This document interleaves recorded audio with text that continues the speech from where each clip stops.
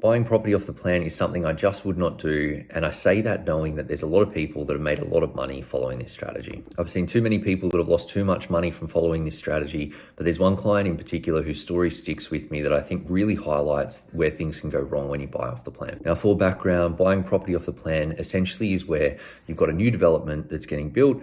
The developer wants to sell those properties ahead of the development being completed so that they can secure their funding or whatever happens, and you basically see the property, you look at the pictures or whatever, and you make a commitment to purchase a property and complete on the purchase when the property is ready for you to actually move into or take ownership of. The challenge with this is, though, that when you commit to make the purchase, you've got certain things going on with your money. There are certain things going on with interest rates, with borrowing standards, with your savings, with your work.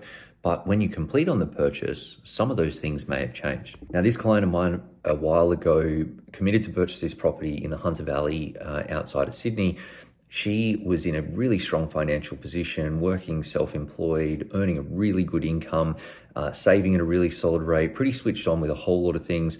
The property purchase that she committed to was about $700,000, so it wasn't low, but it wasn't anything earth-shattering either. And she felt that it was all in front of her, like easy enough for her to actually complete. It ended up turning into an absolute nightmare for her, though, and there were a couple of things that cost her a bit of money. Thankfully, she did, not to spoil the surprise, but she did complete on the purchase, but it was one of the most stressful experiences that I've ever been involved in, and she cried a number of times throughout the situation. I shouldn't laugh, but we got it done in the end. It was a total nightmare.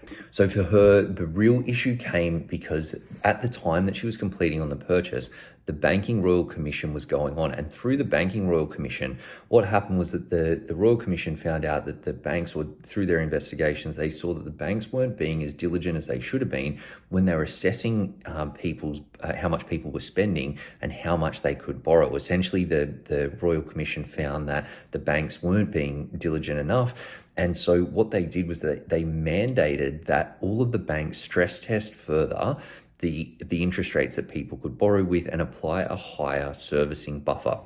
What that means is that every single person was able to borrow less after these changes were basically just mandated one day.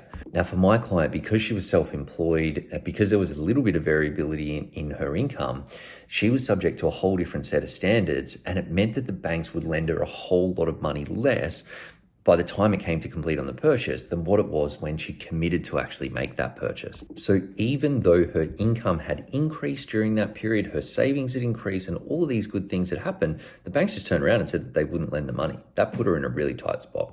Basically, my client had two options at this point: that she could either walk away from the purchase and lose the 100K plus that she'd already put down, or she could find money that she didn't have to complete on the purchase. Thankfully for her, she was able to access some credit, and she took out a personal loan to cover the extra money that she needed, along with borrowing some money off family, but she ended up stretched to the absolute limit, and it was super stressful getting that approved. Now, this is an extreme example, but it shows how things can change and unexpected things can change that make buying property off the plan a total nightmare. Now, over the last year and a half, as the property market has gone down and then back up, there's no doubt there's a ton of people that would have been unable to complete on property purchases, because if a property goes down in value, again, the banks are going to lend less money against it. And if you committed to buying at a higher level, you basically end up losing your deposit or having to seek alternate funding. But the end result is that you're paying more from a property that's worth less. Again, I know that people have made money from following this strategy, but for me, the extra stress, the risk that comes with it means that it is just not worth it.